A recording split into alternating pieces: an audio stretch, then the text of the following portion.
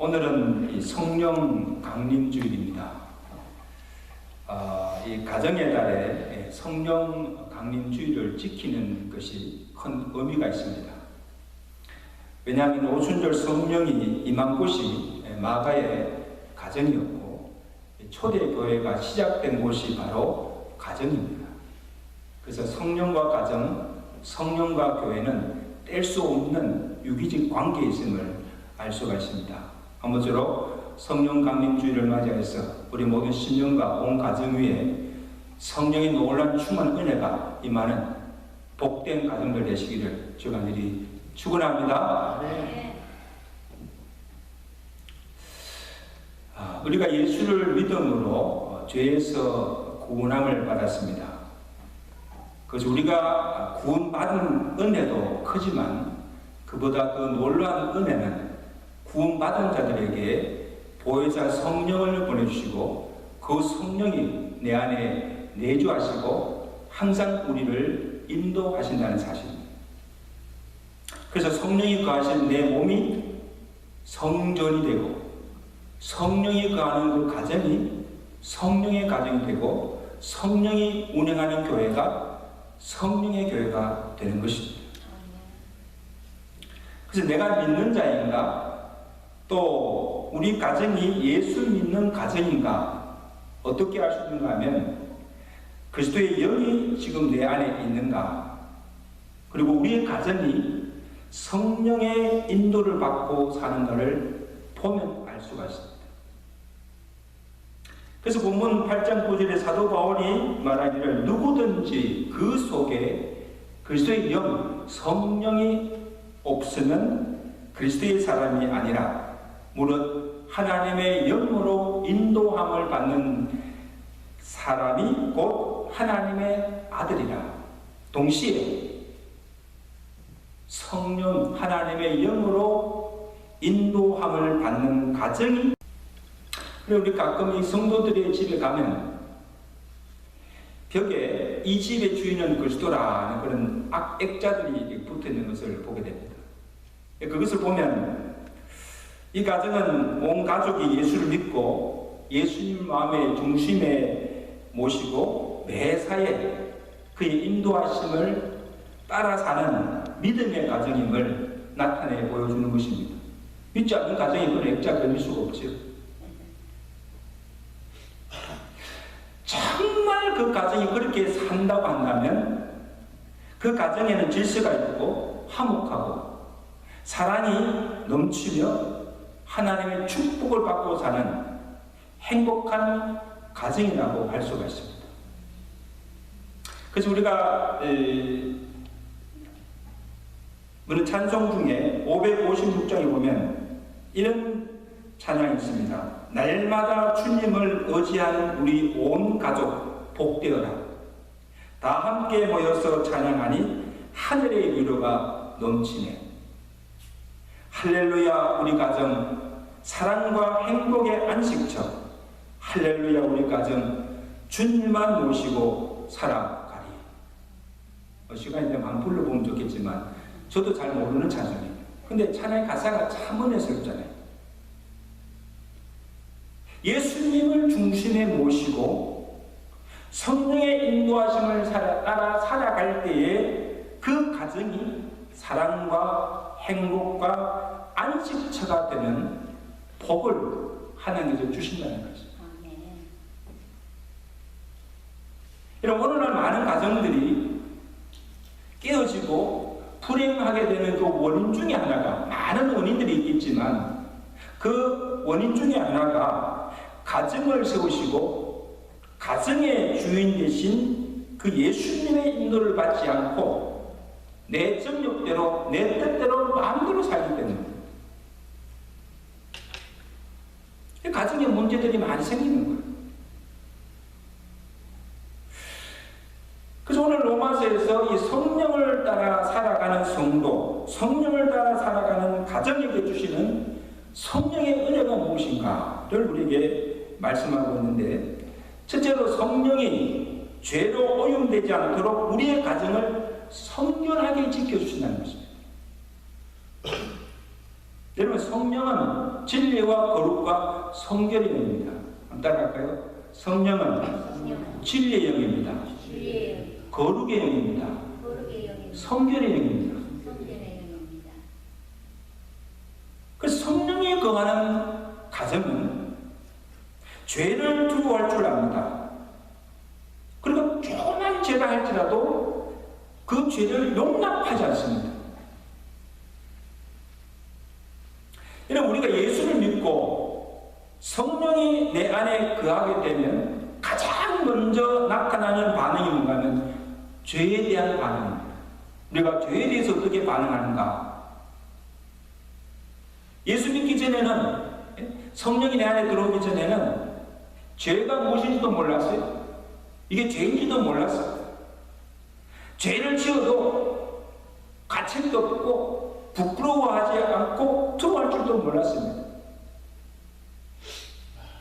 그러나 성령이 내재한 후에는, 예수 믿은 이후에는 조그만 죄를 지어도 두려워합니다. 그리고 그 죄를 애통해 하며 그 죄를 회개하게 된다는 것입니다.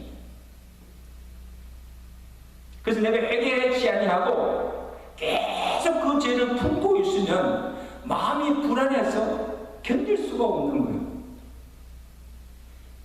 왜냐하면 내 안에 계신 성령께서 근심하고 그 죄를 책망하고 계시기 때문에. 아멘. 이 말은 내 안에 성령이 내 안에 계시다는 증거예요. 그러면 우리가 성령을 근심케 하는 일이 무엇인가? 무엇이 성령을 근심케 하는가 하면, 우리가 죄를 지을 때 성령이 근심합니다. 그리고 죄를 짓고도 애통해 하지도 않고 회개치도 않고 계속 그것을 감추고 숨기고 그냥 품고 있을 때 내 안에 계신 성령께서 탄식합니다.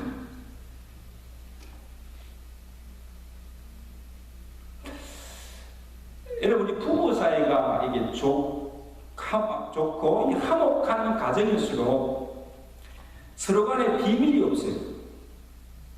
그리고 감추는 것이 없어요. 근데 언제부턴가 부부관계, 가족관계가 불편해지고 서로 대하기가 거북스럽고 서로 얼굴을 피하고 그 다음에 대화도 없어지면 부부 사이에 금이 갔거나 드러내지 못한 비밀스러운 일이 많아졌다는 증거예요. 여러분, 가정 어떻습니까? 그래서 창세기에 나오는 첫 가정이 아담과 하와의 가정을 보면, 하나님께서 이 아담과 하와를 둘이 한 몸을 이루어서 부부로 살게 하실 때 서로를 아끼며 서로를 존중하며 사랑하였습니다.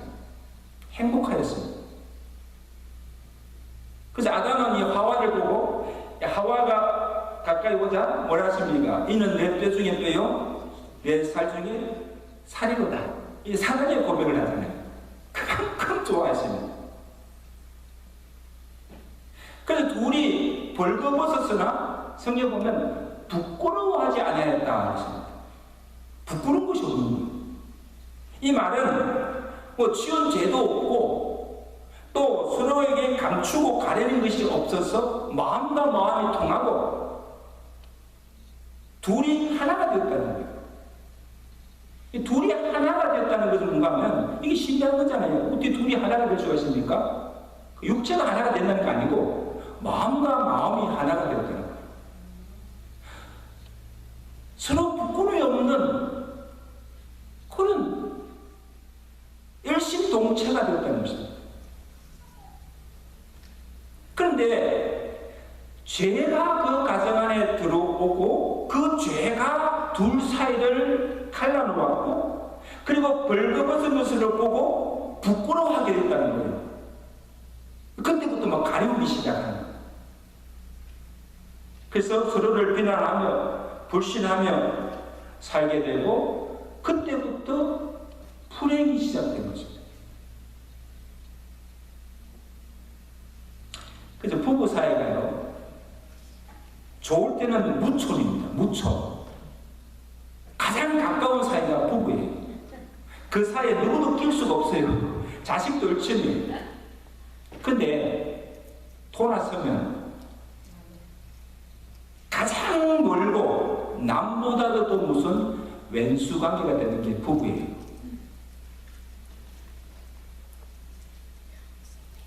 그래서 여러분, 먼저 우리의 가정이 화평하려면 부부간이나 가족간에 감축이나 숨기는 것이 없어요. 그래서 가족끼리는 좋은 일이든 나쁜 일이든 기쁜 일이든 슬픈 일이든 무엇이든지 마음을 터놓고 말을 할 수 있어야 돼요. 말을.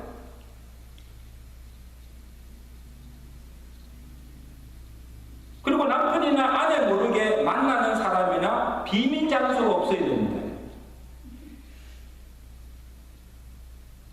그리고 가족 모르게 엄밀하게 범하는 죄가 없어야 됩니다.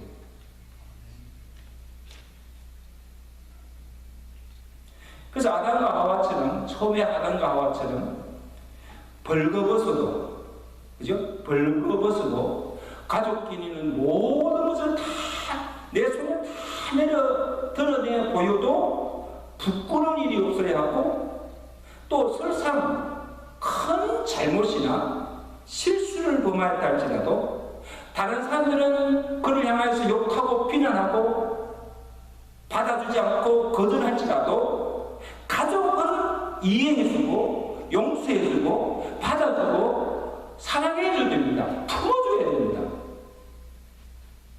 그래야 다시 일어나 살 소망이 있는 것입니다. 믿으시면 아멘입니다. 가족마저 내팽개치고 가족마저 그를 받아주지 않는다면 갈 곳이 없는 거예요.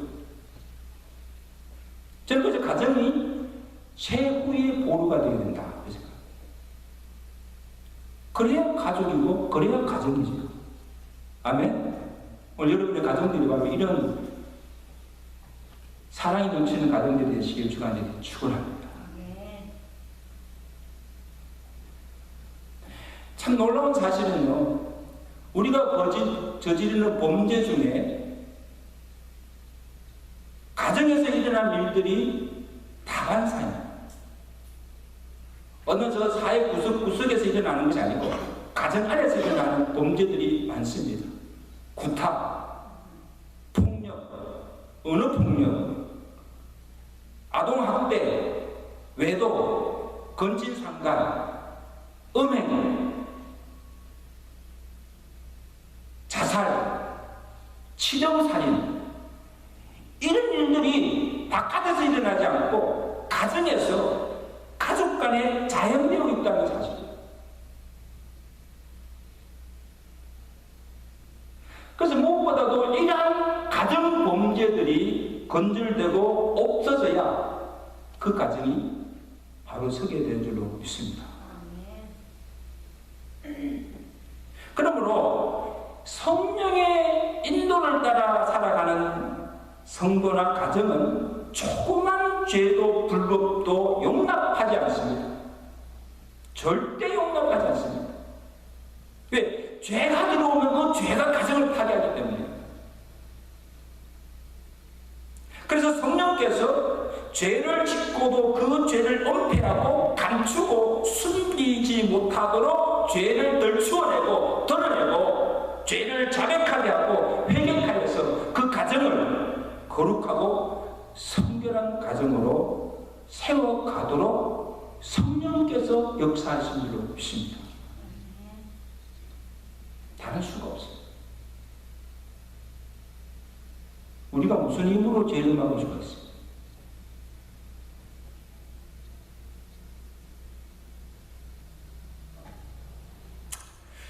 다음으로 성령이 우리가 육신대로 살지 못하도록 주장하십니다. 오늘 4절 5절 한번 보실까요? 4절 5절 말씀.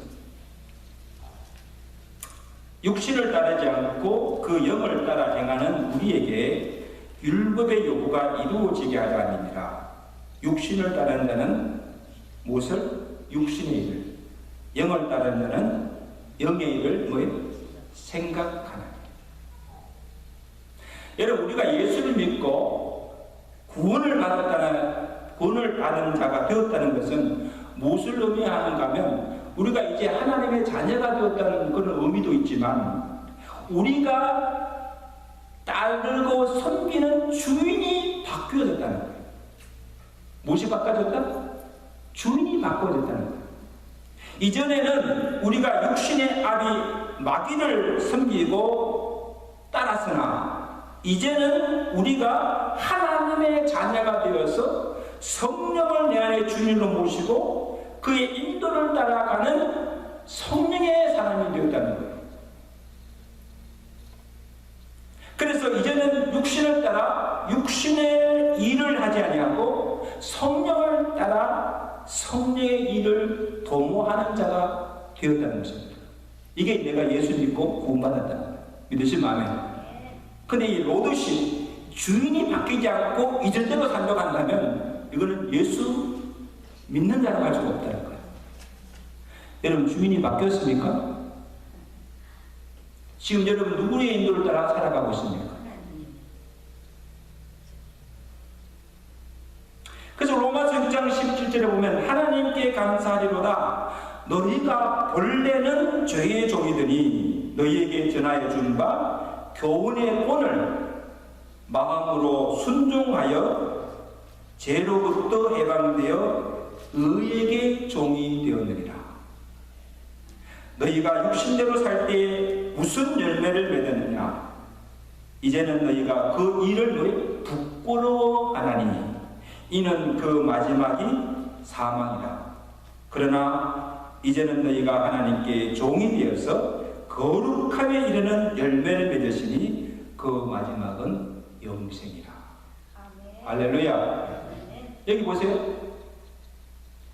우리가 육신대로 살 때에 그 마지막은 뭐예요? 사망입니다. 그러나 우리가 성령을 따라 살 때 그 마지막은 영생이라는 거예요.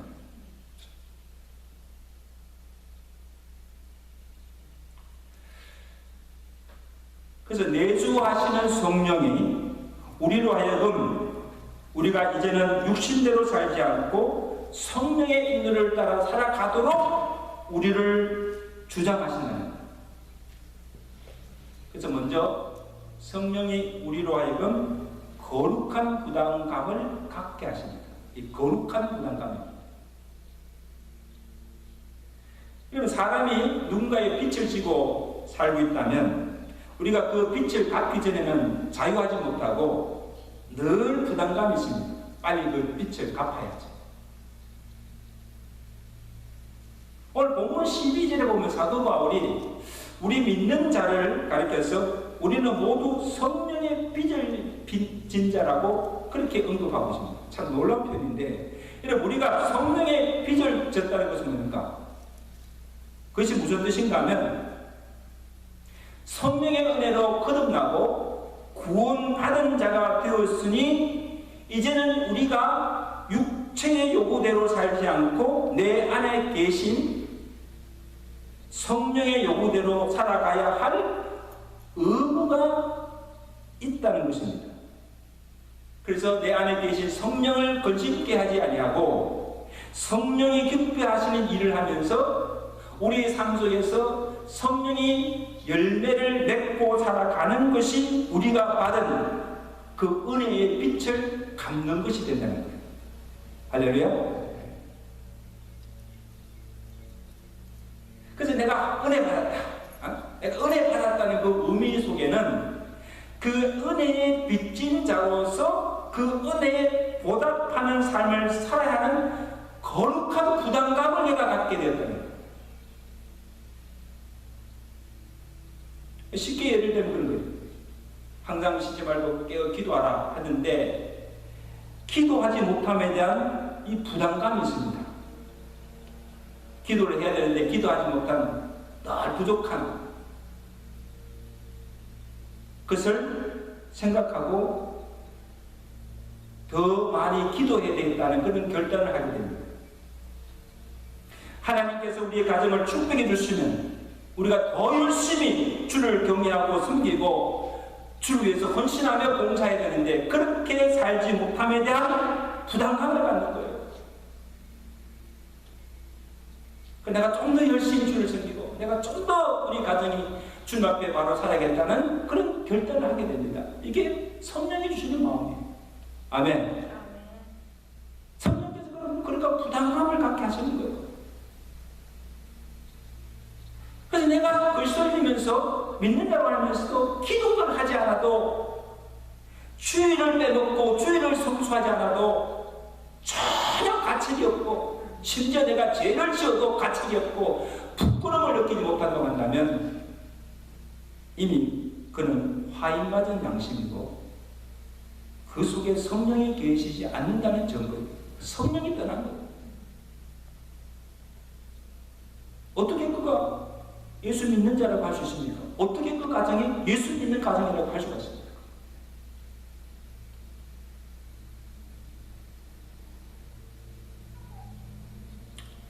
여러분, 우리 모두는 성령의 은혜를 받은 자입니다. 믿으시면 아멘. 성령으로 거듭나고 성령의 은혜로 말미암아 우리가 살아가는 자임을 기억하시고 성령의 빚진 자로서 그 은혜에 보답하며 살아가는 저와 여러분 되시고 여러분들 가정들 되시기를 주간절히 축원합니다. 그 다음에 성령이 우리의 생각을 바꾸어 준다는 것입니다. 굉장히 중요한 말씀인데, 자, 오늘 5절 6절을 보시면 육신을 따르는 자는 육신의 일을, 영을 따르는 자는 영의 일을 뭐에 생각하나니 육신의 생각은 사망이요 영의 생각은 생명과 뭐에 평안입니다. 동일한 말씀입니다.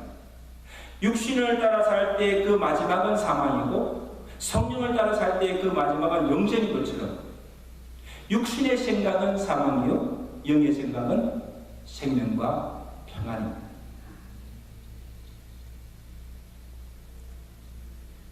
그래서 우리가 무슨 생각을 결정짓는 잣대가 된다는 거예요. 그래서 육신의 사람은 늘상 육신의 일만 생각합니다. 영의 사람은 영의 일을 생각하며 삽니다. 근데 육신의 생각은 누가 주는 것입니까? 마귀가 주는 것이고 영의 생각은 누가 줍니까? 성령이 주는 생각.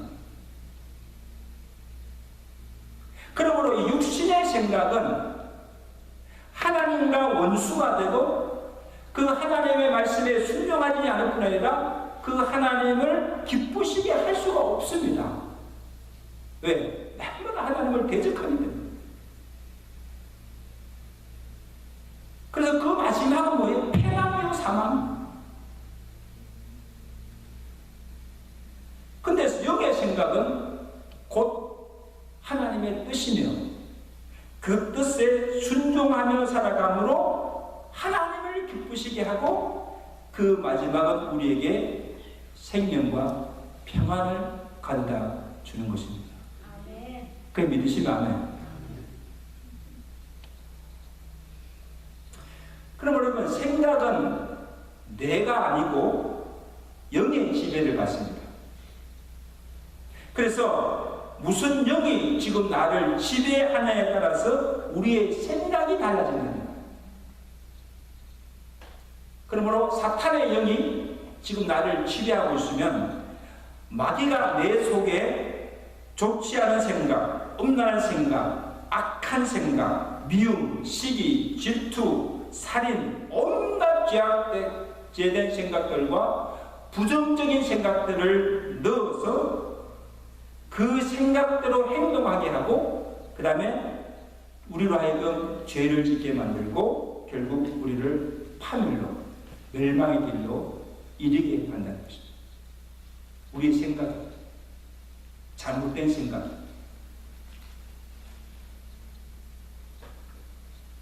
그러나 성령은 우리 안에 선한 생각, 거룩하고 성결하고 의로운 일들을 생각하게 하고 우리가 그 생각대로 행동하게 하여서 우리를 결국 생명의 길로, 의의 길로 인도하는 길로 믿습니다. 그 사도 바울이 오늘 본문에 권면하기를 그러므로 너희가 육신대로 살면 반드시 죽을 것이로되 영으로서 몸의 행실을 죽이면 살리니 무릇 하나님의 영으로 인도함을 받는 사람은 곧 하나님의 아들이라 말씀하셨습니다.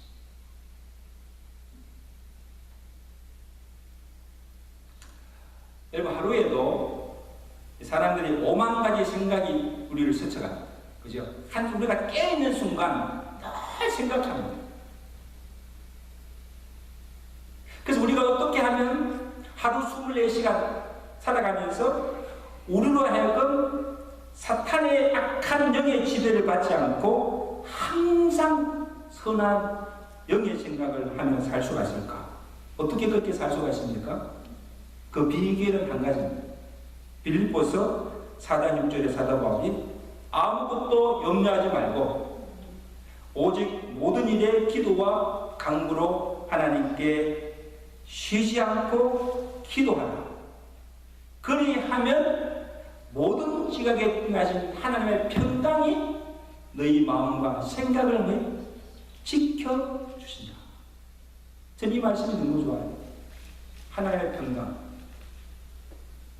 내가 항상 쉬지 않고 모든 일에 하나님께 기도할 때 하나님께서 우리의 구하는 것을 들어주실 뿐만 아니라 성령께서 기도하는 자의 마음과 생각을 주장하사 우리 안에 악한 생각, 더러운 생각, 엄란한 생각, 죄된 생각을 하지 못하도록 지켜주시고 마음의 평안과 성령의 생각과 그의 뜻대로 살도록 성령께서 인도하신 줄로 믿습니다. 하나님의 평강이 우리의 마음과 생각을 지켜주시는 것입니다.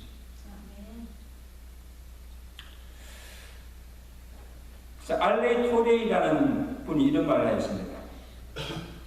나는 아침에 일어나서 하나님 오늘도 나를 성령 충만하게 나를 도와주세요. 나는 성령의 인도함이 없이 하루 길을 걷는 것이 두렵습니다. 내가 성령 충만하다고 느끼지 않을 때 나는 말을 조심합니다. 성령 충만하지 않을 때 하는 말은 실수가 있을 수 있고 이웃에게, 가족에게 상처를 줄 수 있기 때문입니다. 나는 내가 성령이 충만하지 않았을 때 중요한 결정을 유보합니다. 내가 성령 충만하지 않고 결정을 내릴 때 나는 종종 잘못된 결정을 내릴 수 있고 나는 믿지 않는 사람과 마찬가지로 내 정욕대로 이기적인 결정을 할 수 있기 때문입니다. 참 중요한 말씀이죠. 여러분, 우리가 하루의 삶을 시작할 때도 기도로 시작하고 가정의 중요한 대사를 결정할 때도 온 가족이 함께 기도하여 성령의 생각을 묻고 성령의 뜻을 쫓아 살아갈 때에 성령께서 우리의 가정의 평안과 영생의 복을 누리도록 축복해 주시는 사실. 그렇게 믿으시면 안 해요. 그렇게 사셔야 돼요. 그러나 성령께서 내게 감동을 주시고 권고하시지만 성령의 음성을 무시하고 계속 육신대로 살면 어느 순간에 성령께서도 더 이상 간섭하지 아니하시고 그냥 내 마음대로 살도록 내버려 두십니다. 여러분, 하나님 믿는 성도에게서 가장 무서운 놀이 무엇인지 아십니까? 가장 무서운 징계가 하나님께서 죄를 짓든 말든 그가 흥하든지 망하든지 그냥 내 마음대로 살도록 내버려 두시는 것입니다. 이미 버린 자식. 하나님의 버린 자식.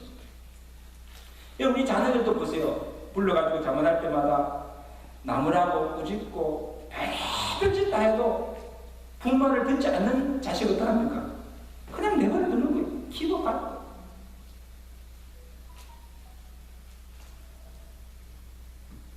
그러므로 성도는요, 죄에 대해서도 민감하게 반응해야 되지만 성령의 음성에도 민감하게 반응해야 됩니다. 믿으시면 아멘. 우리의 심령이 어두워지고 무뎌지면요, 하나님의 말씀이 들리지 않습니다. 성령의 경고의 말씀도 들리지 않습니다. 들어도 아무 감각을 느끼지 못해요. 그 심령이 무뎌졌다는 정도예요. 영적으로 어두워졌다는 정도예요. 그래서 우리는 늘 성령이 오늘 내게 지금 무엇을 말씀하시는지, 성령이 오늘 우리의 가정에 무엇을 권고하시는지 늘 그 음성의 귀를 기울이고 그 성령의 간섭과 성령의 인도를 받고 살아야 하는 거죠. 아멘. 여러분, 성령의 음성에 민감하게 반응하며 살아가시는 저와 여러분들 가정들 되시길 주의 간절히 축원합니다. 그럼 여러분, 예수 믿는 자와 믿지 않는 자의 차이가 뭐예요? 생김새도 같고, 예수 믿는 자라고 얼굴이 이상하게 생겼습니까? 똑같아요. 입는 옷이 다릅니까? 사는 집이 달라요? 우리가 사는 콘도미니엄에 예수 믿지 않는 사람들 많이 살아요. 그럼 먹는 음식이 달라요? 성령도 다 같아요. 다 희노애락 감정을 가지고 살아가고 있어요. 그런데 결정적인 차이는 생각이 다르고 영이 다르다는 사실이죠. 그래서 삶의 사고방식이나 가치관이나 인생관이, 세계관이 달라서 서로 말이 통하지 않아요. 마음이 공감이 되지 않아요. 이질감이 있고 교감이 이루어지지 않는 것을 보게 됩니다. 그래서 그런 말 하잖아요. 예수 믿는 형제나 자매가 믿지 않는 불신 가족보다 더 친밀하다. 서로 더 잘 통한다는 거.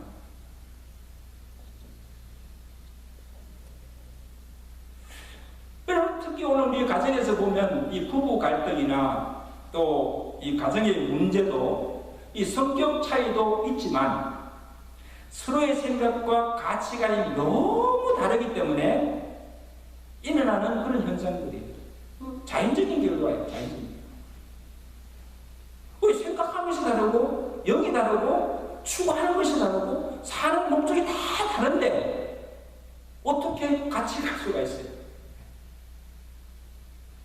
그러니까 사도 바울이요, 예수님께서도 이혼할 수 있는, 서로 갈라질 수 있는 그 두 요인이 하나는 뭔가 하면 음의 연고, 그 다음에 믿음이 다를 때 갈라서도 된다, 그렇게 이야기하고 있어요. 참 힘들어요. 그래서 사도 바울이 고린도후서 6장 42절을 보면 너희는 믿지 않는 자와 멍에를 함께 매지 말라.